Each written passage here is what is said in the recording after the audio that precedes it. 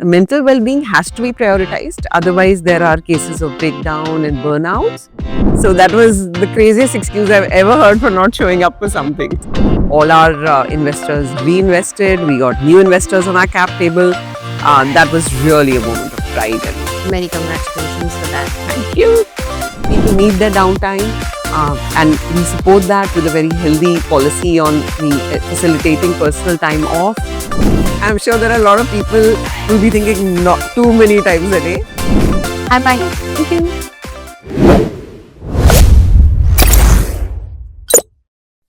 Hi, I welcome you all for Zobber Speak Leadership Series. I'm Shilpi Das Gupta, and today we are here with Ms. Pallavi Gupta, who is the Chief Human Resource Officer at Zobber. Thank you so much for joining us today. It's my pleasure.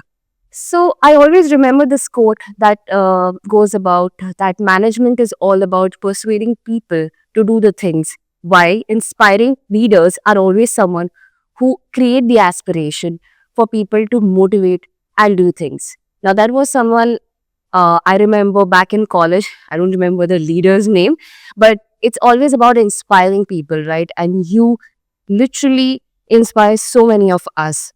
Today's session will, of course, talk about business. We'll talk about our recent Series D funding announcement, etc. But we'll also talk about people because they're the pillars of Zopper, right?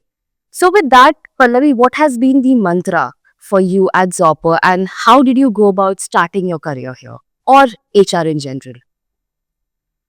Okay, so HR in general, of course, was, decades ago. I think the decision was made for me a little by default, a little by elimination.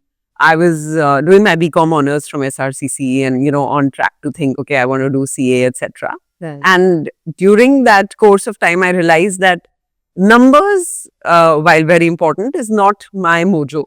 And people are. So, logically, I gravitated towards HR when I did my MBA. And that's how HR started.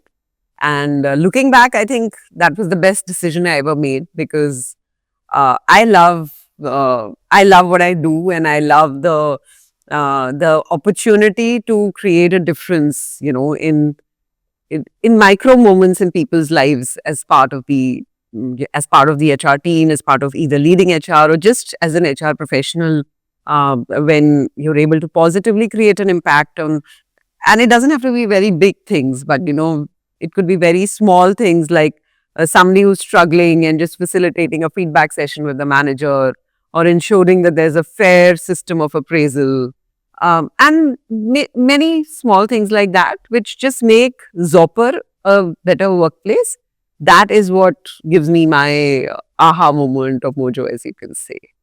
Okay, because you're the powerhouse, right? Like the woman leader who has been inspiring, like I said at the very beginning, so many of us. But there is a critical question that we've been hearing, especially in startup phase, and I don't want to shy away, that AI will take up the jobs in the future. What has been your take on that?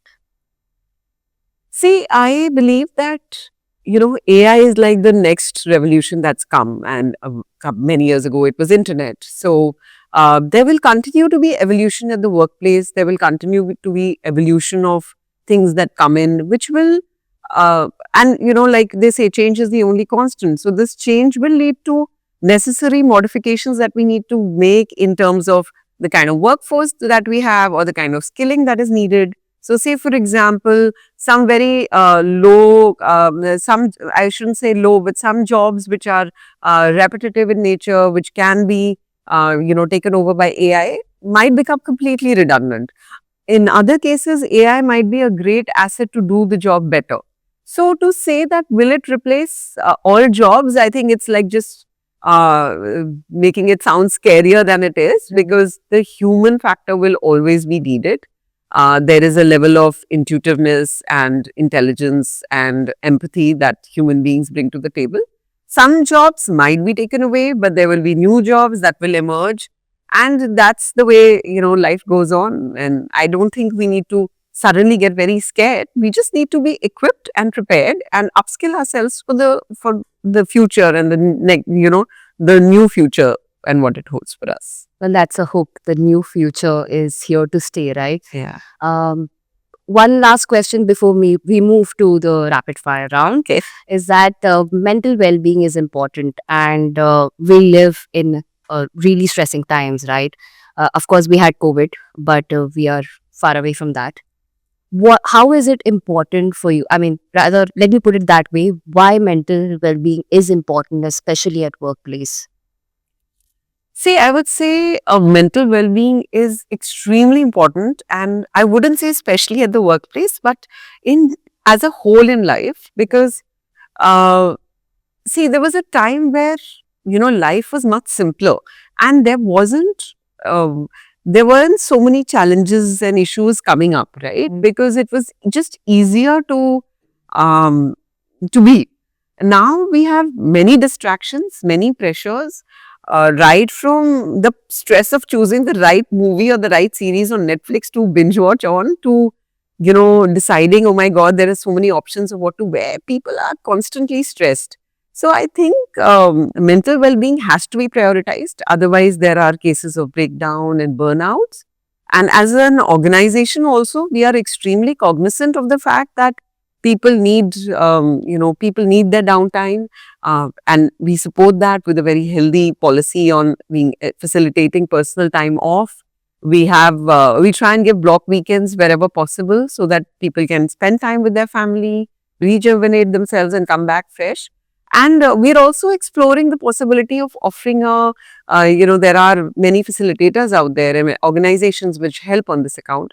So we might even venture down that path to offer employees with a tool which can enable them to. Interesting. And we look forward for many such block leagues.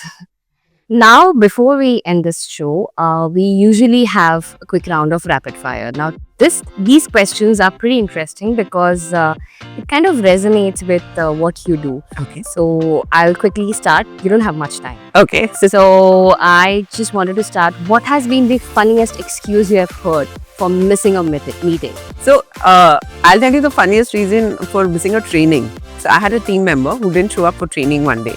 And it was an external training organized in an external venue. The company had spent a lot of money, and I asked him that, why didn't you turn up? And he said, क्योंकि मेरे घर में पानी नहीं आया, मैं नहा नहीं सकता था. So that was the craziest excuse I've ever heard for not showing up for something. Okay, moving on.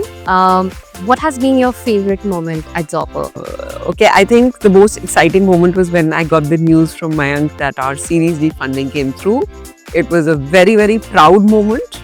And it was a very, very exhilarating moment, and a moment where you felt that, the vision that at Zopper that we all are working towards has been validated by external parties. All our investors reinvested. We got new investors on our cap table. That was really a moment of pride. And many congratulations for that. Thank you. And the last question that we have, and I'm sure all of us can resonate well, is that how many times in a day you say that we'll get back to you? Oh God, I'm sure there are a lot of people who will be thinking not too many times a day. I would say 4 or 5 times a day. Okay. But we do get back.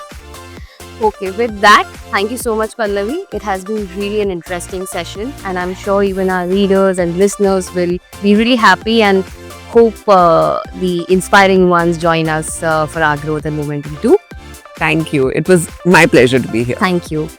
With that, we conclude this session and we'll see you all next time.